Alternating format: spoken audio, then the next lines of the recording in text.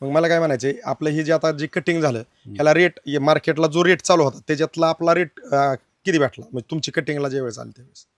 त्याला सरासरी 1600 रुपयापर्यंत रेट मिळाला.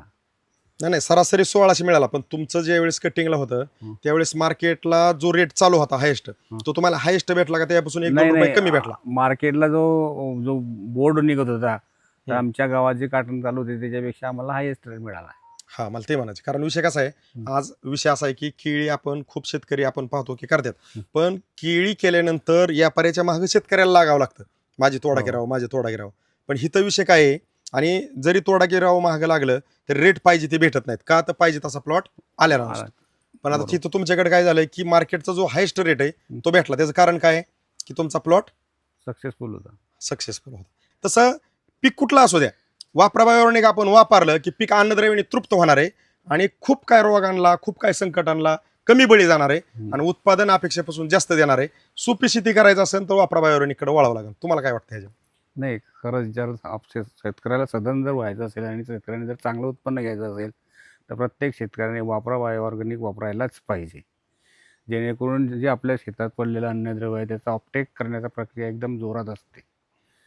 म्हणजे इथं बोलायची गरज नाही, पीक बोलते. पीक बोलतं. हा, तर सरांनी अगदी तळमळीने बघा, सर अगदी थोड्या शॉर्टकटमध्येच बोलले, पण खूप शेतकऱ्यांना खूप मोठा संदेश देऊन गेलेत आणि खूप शेतकऱ्यांनी सरांनी जे सांगितलेलं आहे त्या वाक्याप्रमाणे मला वैयक्तिक असं वाटतं की वापराबायोनिकचे डोस चालू करा. तुमच्या ह्या नजरेने तुम्हाला सांगितलं की हे खरंच वापराबायोनिक आपल्या शेतीसाठी उत्कृष्ट आहे, तर फक्त तुम्ही कंटिन्यू करा.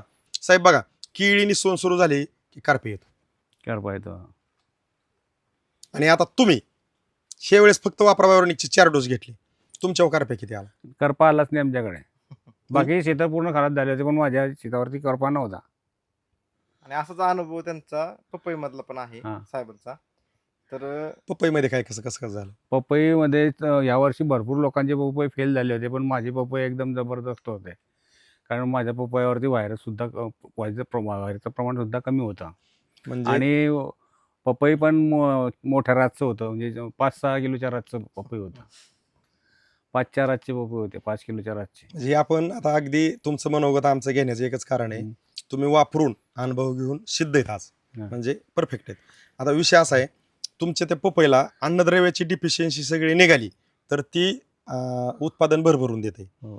केळी, आता तुम्ही केळी लावली ह्याला करप्या नाही आला, ह्याचं कारण काय आहे की त्याच्या अंगी ताकद भरपूर होती, भरपूर. म्हणून ती करप्याला बळी गेलं नाही. आता करप्याला बळी का जातं, ह्याच्यात जेवढं अन्नद्रव्य स्टोरेज आहे, हा हा. करप्या निसवण सुरू झालं की पाल्यातलं अन्नद्रव्य स्टोरेज कमी होतं की करप्याला जास्त बळी जातं.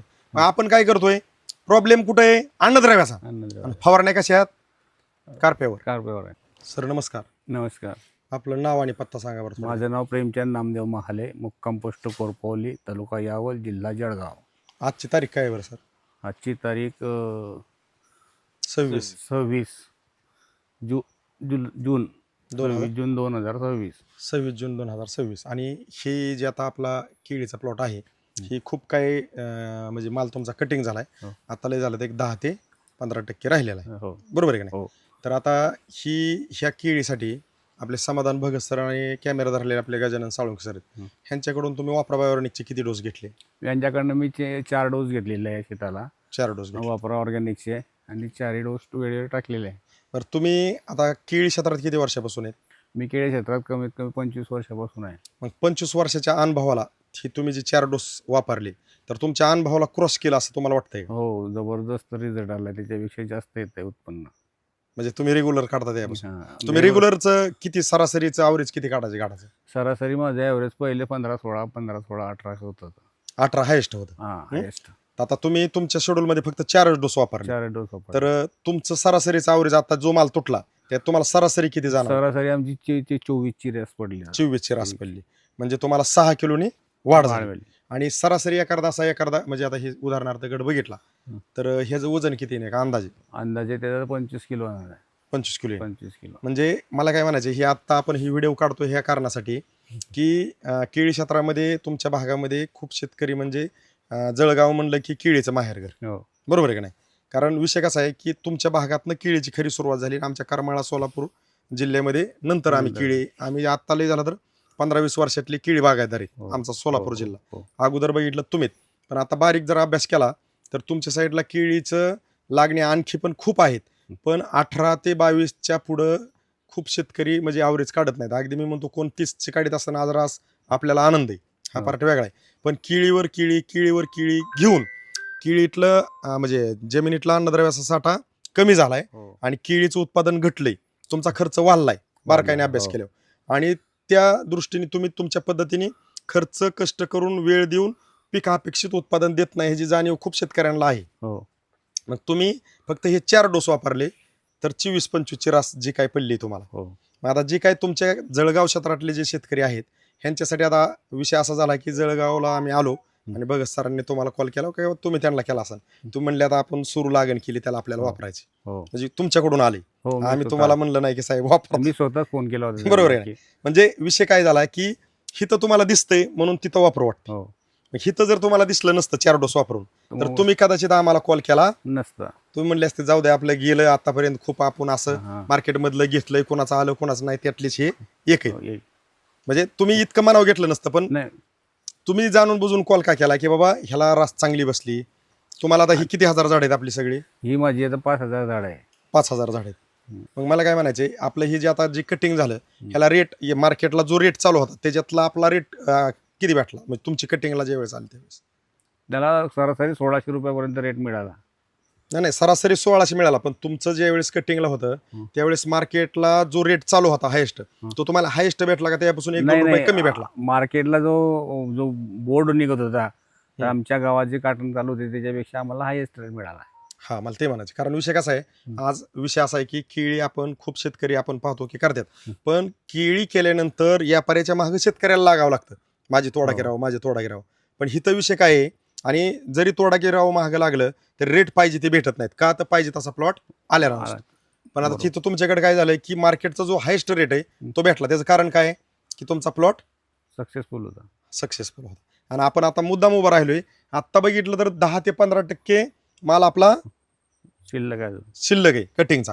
हो. मग तुम्ही केळी क्षेत्रातले जे शेतकरी आहेत, तुमच्या साईडचे जळगावचे, त्यांना तुमचा एक सल्ला संदेश काय असेल किंवा वापरा बायोरेनिककडं बिंदासपणे आपण हे वापरण्याला सुरुवात केली पाहिजे का वापरा बायोरेनिकचे आपले हे व्हिडिओ पाहून आपलं नेक्स्ट केलं पाहिजे, पुढे ढकललं पाहिजे? प्रत्येक शेतकऱ्याने एकदा तरी त्याचा उपयोग करून पाहायला पाहिजे, जेणेकरून आपला अनुभव हा त्याच्यावरच अनुभव हेच खात्री. हा अनुभव हेच खात्री. कारण विषय कसा आहे हा. की ज्यावेळेस आपला कुठलाही शेतकरी असू द्या, ज्यावेळेस वापरा बायोरेनिकचे मी म्हणतो आता तुम्ही 4 वापरले, कुणाकडं एवढी परिस्थिती नसेल तर आपले 2च डोस वापरू द्या. 2 डोस वापरले ना, मला काय म्हणायचे केळी क्षेत्रात आता तुम्ही किती वर्षाचा अनुभव सांगितलाय? माझा 25 वर्षाच्या अनुभवाला तुम्ही स्पष्ट सांगत आहे की या वापरा बायोरेनिकच्या खाली 4 डोसनी क्रॉस केले. हो. जर 7 डोस झाली असती गरिबी हटाव हा. तरी आणखी वेगळं असतं. आणि लागणीपासून आता तुम्ही आता ज्या प्लॉटला वापरताय तसंपासून जर अगदी तुमची निस्वन होऊन 2 डोस गेले तर तो प्लॉट आणखी लाजबाब वेगळा असणार आहे. हो. म्हणजे विषय काय आहे, आपण 4 डोस जेवढे वापरले तेवढंच आपण उल्लेख करतोय. करायला काय, मी तुम्हाला म्हणलं साहेब आमच्या मार्केटमध्ये आमचं मार्केटिंग झालं पाहिजे, जास्त खपलं पाहिजे, साहेब 6-7 झालं म्हणा. तुम्ही म्हणता का म्हणता हे चांगलं आलंय, ह्या आनंदाच्या पोटी तुम्ही आम्ही म्हणल्यानंतर तुम्ही आमच्यासाठी सहकार्य करू शकताय.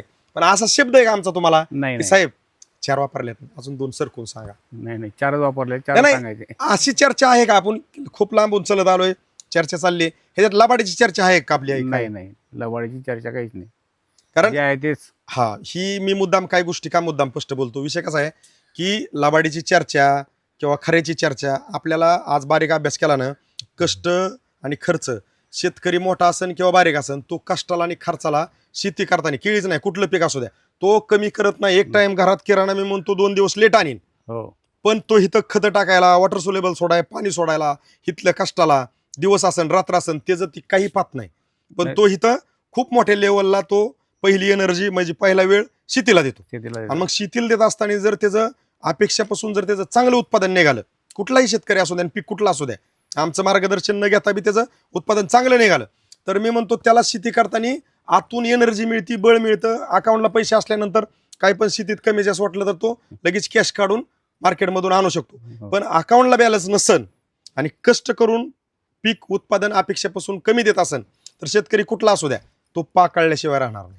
प्रश्न येत नाही. बरोबर आहे का नाही? बरोबर आहे. मग विषय असा होतो की ज्या वेळेस उत्पादन अपेक्षित निघत नाही आणि मार्केटला चालू रेट जो हायेस्ट चालू आहे तो आपल्याला भेटत नाही, त्यावेळेस झालेला खर्च निघत नाही, त्याच ठिकाणी आपला शेतकरी कर्जबाजारी होतो. कर्जबाजारी होतो. आणि त्याच ठिकाणी आपल्या वापराबाहेर निघणे 1-2 पावलं पुढे काय केल्यात की आम्ही तुमच्या प्लॉटला प्लॉट व्हिजिटला हो आणि नंतर शेड्यूल लिहू नये, हो म्हणजे कसं वापरलं पाहिजे, कधी वापरलं पाहिजे, तुमच्या शेड्यूलमध्ये कसं ऍड केलं पाहिजे.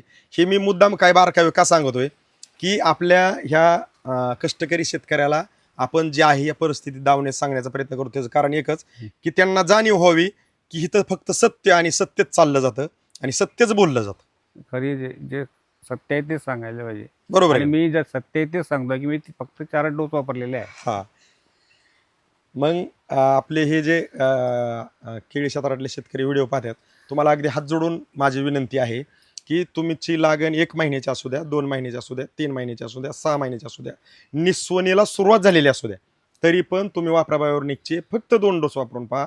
ज्यावेळेस तुम्ही वापरता त्यावेळेस तुमच्या लक्षात येईल की खरंच हे वापरा बायोनिक आपण वापरल्यानंतर उत्पादन आपल्या अपेक्षेपासून चांगलं निघत आहे. आणि तुम्ही लागण करून 1-1.5-2 महिन्याची असेल तिथनं जर सुरू केलं तर मी म्हणतो तुमच्या जोडीला कुणीही असू द्या तुम्ही त्याला ओव्हरटेक केलेला असेल का. तर हे पीक आहे ना, मला काय म्हणायचं आहे, गावात आपण आपला कुठलाही शेतकरी गावात त्याचं कुठलंही म्हणजे सरपंच असन, सदस्य असन, पाटील असन किंवा गावात कुठलीही चांगली ओळख असन, कष्ट करतोय म्हणून ओळख असन किंवा पद आहे म्हणून ओळख असन, ह्या केळीला किंवा कुठलंही पीक असन ह्या पिकाला आपण टाकलेली अन्नद्रव्य जर लागू झाली, उचलली गेली, विघटन झालेलं अन्नद्रव्य जर त्याला भेटलं तर ती उत्पादन आपल्या अपेक्षेपासून जास्त देतं.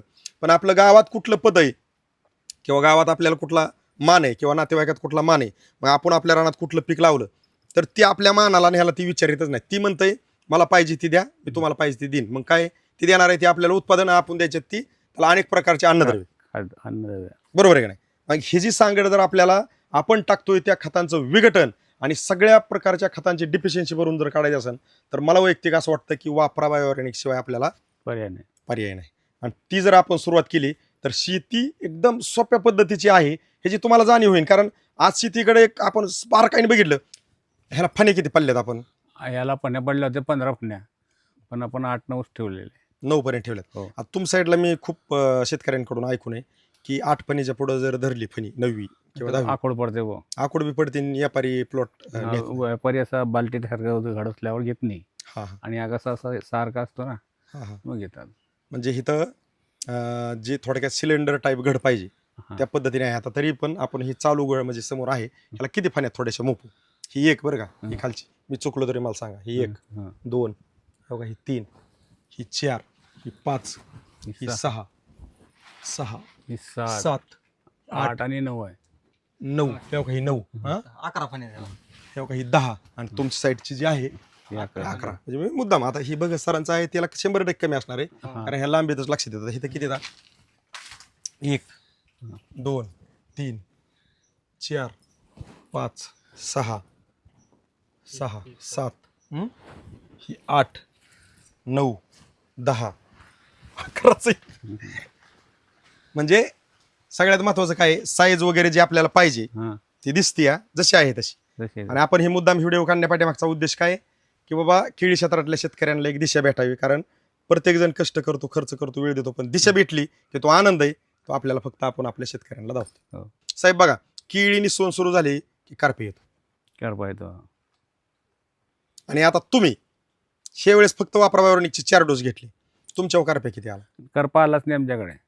बाकी शेतं पूर्ण खराब झाले होते, पण माझ्या शेतावरती करपा नव्हता. आणि असाच अनुभव त्यांचा पपई मधला पण आहे हा. साहेबांचा. तर पपईमध्ये काय कसं कसं कसं झालं? पपईमध्ये यावर्षी भरपूर लोकांचे पपई फेल झाले होते, पण माझे पपई एकदम जबरदस्त होते. कारण माझ्या पपईवरती व्हायरसचं प्रमाण सुद्धा कमी होतं. म्हणजे आणि पपई पण मोठ्या रातचं होतं, म्हणजे 5-6 किलोच्या रातचं पपई होतं. 5-4 रातचे पपई होते, 5 किलोच्या रातचे. म्हणजे आपण आता अगदी तुमचं मनोगत आमचं घेण्याचं एकच कारण आहे, तुम्ही वापरून अनुभव घेऊन सिद्ध आहेत आज, हा. म्हणजे परफेक्ट आहेत. आता विषय असा आहे, तुमच्या त्या पपईला अन्नद्रव्याची डिफिशियन्सी सगळी निघाली तर ती उत्पादन भरभरून देते. हो.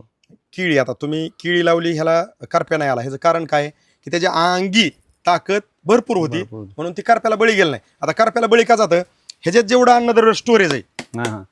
करप्या निस्वन सुरू झालं की की पाल्यातलं अन्नद्रव्य स्टोरेज कमी होतं की करप्याला जास्त बळी जातं. मग आपण काय करतोय, प्रॉब्लेम कुठे आहे, अन्नद्रव्याचा, आणि फवारण्या कशा आहेत, करप्यावर. कार्बोवर आहे. तसं पीक कुठलं असू द्या, वापराबायोनिक आपण वापरलं की पीक अन्नद्रव्याने तृप्त होणार आहे आणि खूप काय रोगांना, खूप काय संकटांना कमी बळी जाणार आहे आणि उत्पादन अपेक्षेपासून जास्त देणार आहे. सोपी शेती करायचं असेल तर वापराबायोनिककडे वळावं लागेल. तुम्हाला काय वाटतं ह्याच्यात? नाही, खरंच जर शेतकऱ्याला सधन जर व्हायचं असेल आणि शेतकऱ्याने जर चांगलं उत्पन्न घ्यायचं असेल तर प्रत्येक शेतकऱ्याने वापरा बायोऑर्गॅनिक वापरायलाच पाहिजे.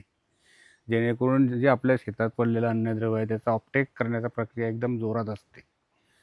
म्हणजे इथं बोलायची गरज नाही, पीक बोलते. पीक बोलतं. हा, तर सरांनी अगदी तळमळीने बघा, सर अगदी थोड्या शॉर्टकटमध्येच बोलले, पण खूप शेतकऱ्यांना खूप मोठा संदेश देऊन गेलेत. आणि खूप शेतकऱ्यांनी सरांनी जे सांगितलेलं आहे त्या वाक्याप्रमाणे मला वैयक्तिक असं वाटतं की वापरा बायोनिकचे डोस चालू करा. तुमच्या ह्या नजरेने तुम्हाला सांगितलं की हे खरंच वापरा बायोनिक आपल्या शेतीसाठी उत्कृष्ट आहे, तर फक्त तुम्ही कंटिन्यू करा. कारण आज विषय कसा आहे, मार्केटमधून तुम्ही काय मार्केटमधून आपण प्रत्येक शेतकरी आणावं लागतं, त्याची गरज आहे. पण वापरा बायोनिकचे बी आम्ही आता मार्केटमध्ये फिरत असताना सर आम्हाला वेगवेगळे अनुभव आहेत की खूप शेतकरी एक दोन डोस घेतात आणि तिथंच थांबतात. माझं वैयक्तिक मत काय आहे, आता समजा उदाहरणार्थ तुमचं, तुम्ही हे आता जे काय आहे ते क्षेत्राला वापरलं, कुठल्याही शेतकऱ्यांनी मी म्हणतो कोणाच 40,000, कोणाच 10,000, कोणाच 20,000 केळी लागण असेल, फक्त 2,000 झाडांना फर्स्ट टू एंड करायचं. फर्स्ट टू एंड हा शब्द मी का मुद्दाम वापरतो की तुमचे पेमेंट एक आमच्याकडे कमी जाईल, कारण आमचं बी तुम्हाला वापरायचं म्हणजे खर्चच आहे. समजा तुम्ही 2 ते 5,000 तुमच्या ऐपतीनुसार जर फर्स्ट टू एंड केलं तर हे 7 ते 9 डोस जर आपले वापरा बायोनिकचे गेले तर तुम्ही जसं आता म्हणता की बाबा मी 18च्या पुढे सरकलो नाही आणि आता तुम्ही 24 काढलं, सहज काढलं, अगदी 4 डोस वापरले. आणि आहे त्याला काय, तुम्ही ताक, गुळ, गोमूत्र, तांदळाचे पेज, आमकं तमकन, मग आमचं ते टाका 8-15 दिवस त्याला ढावळा आणि मग सोडा, ही कुठली प्रोसेस नाही. पाण्यात टाका, हलवा आणि डायरेक्ट सोडा, म्हणजे इतकी सोपी प्रोसेस आहे. गडापाठी फक्त 6 किलोचं वजन. हा, 6 किलोच वाढले. मग मला काय म्हणायचंय, हे जर आपल्या कुठल्याही शेतकऱ्यांनी फर्स्ट टू एंड वापरलं आणि मग तुम्हाला गणित कुठली जुळवता येणार आहेत, फर्स्ट टू एंड हे वापरलं तर ही वापरा बायोनिकला एक्स्ट्रा खर्च किती झाला, उत्पादन आपलं एक्स्ट्रा वाढलं किती, रोगराईला आपलं पीक कमी बळी किती केलं, दुसरं कसं झालं, ही किती अगोदर काढायला आला, दुसरा किती लेट झाला, ह्याचं ॲव्हरेज किती आलं, त्याचं ॲव्हरेज किती आलं, ह्याला मार्केटचा चालू रेट किती भेटला, त्याला किती भेटला, ही ज्या वेळेस आपण गणित जुळवणार आहे त्याच वेळेस आपल्या खूप शेतकऱ्यांच्या लक्ष देणार आहे की वापरा बायोनिकला कंटिन्यू वापरणं गरजेचं आहे. नाही तर मला काय म्हणायचंय, आता उदाहरणार्थ हे झाड आहे, ह्याने वय खाल्लं, गच्चा धरला, वापरा बायोनिक वापरलं की गच्चा सुटतो, वय खाल्लेलं बाहेर निघतं, ठीक आहे. पण तुम्ही तिथनं पुढे कंटिन्यू करत नाही, त्याच्यामुळं जे अपेक्षित आणखी पण एक एक्स्ट्रा लेवलला उत्पादन पाहिजे, जसं तुम्ही 4 डोस खवायला मी म्हणतो केले आणि एक वेगळं दिसलं तर त्या गोष्टीपर्यंत आपले शेतकरी पोचत नाहीत. आणि मग विषय असा होतो, नाही ती वापरा बायोनिक मी बी वापरलं होतं, हाय ते रिझल्ट नाही एवढं काय वाटलं.